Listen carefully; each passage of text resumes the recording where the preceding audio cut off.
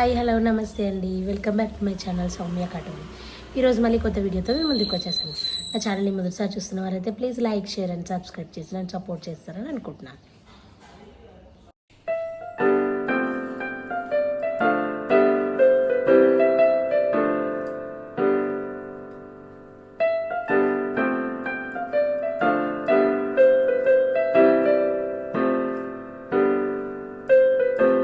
ఈ వ్లాగ్లో నేను కార్తీక పున్నమి మా ఇంటి దగ్గర ఎలా జరిగింది, కార్తీక పున్నమి రోజు ఏమేమి చేస్తే మంచిది అనేది నేను చెప్తా ఉంటాను. వినేయండి. వ్లాగ్ టోటల్గా చూసి ఎలా ఉందో కామెంట్ బాక్స్లో చెప్పేసేయండి. ఈరోజు పొద్దున్నే లేచి దీపాలు వదులుతారు నీళ్ళల్లో.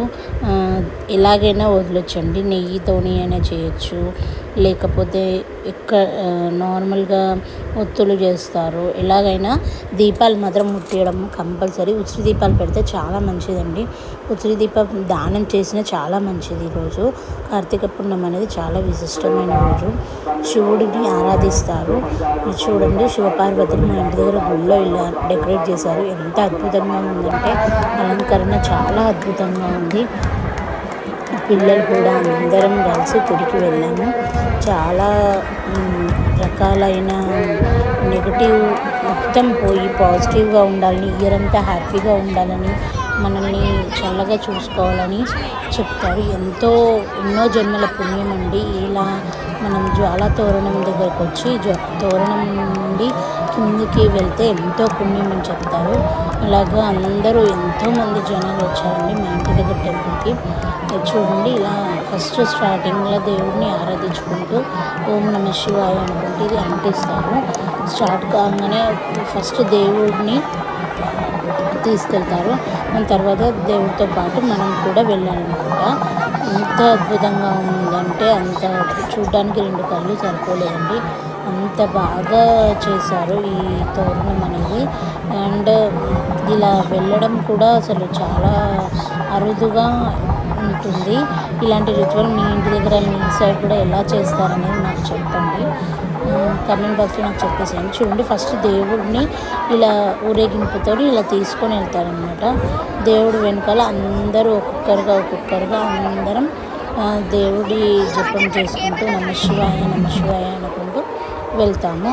దాని తర్వాత బయట ఇలా శివుడిని అందరినీ డిఫరెంట్గా పెట్టి బాగా డెకరేట్ చేశారండి గుడి బయట.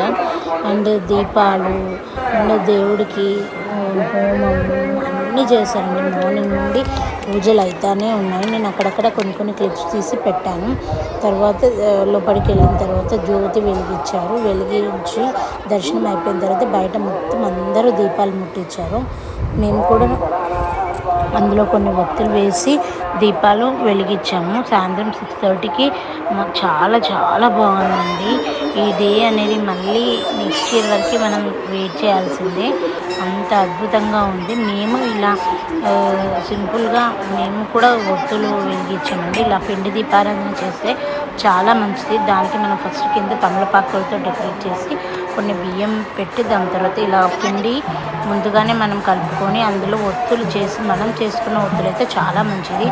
కొన్ని పువ్వులు పళ్ళతోని మనం డెకరేట్ చేసి పెట్టాలండి దేవుడికి.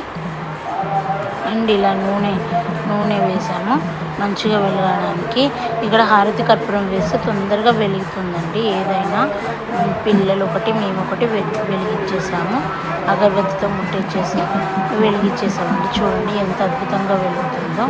చాలా ఇలాంటి దీపం మనము చాలా మంచిదండి ముట్టిస్తే.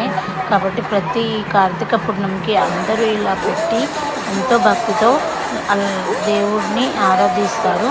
చూడండి, తర్వాత అక్కడ శివుడి దగ్గర భస్మం అన్నీ రకరకాల అభిషేకాలండి. పూలతోని అభిషేకము అండ్ తేనె, నెయ్యి, పాలు, చక్కెర అండ్ మెయిన్గా విభూతితోని అభిషేకం చాలా బాగా చేశారండి. చూడండి, అన్ని దీపాలు ముట్టించిన తర్వాత అందరూ ఫొటోస్ వీడియోస్ దిగుతున్నారు. ఎంతో భక్తితో శివుడిని ఆరాధిస్తున్నారు. ఈ డే ఎంత పవిత్రమైందో అని చాలా పవిత్రంగా అందరూ దేవుడిని కొలుచుకుంటూ ఎంతో అద్భుతంగా జరిగిపోయిందండి మాది. మీ ఇంటి దగ్గర ఎలా జరుపుకున్నారు, ఎలా అయింది అనేది నాకు కామెంట్ బాక్స్లో తప్పకుండా చెప్పండి. Thank you for watching my video అండి. Thank you. Please like, share and subscribe.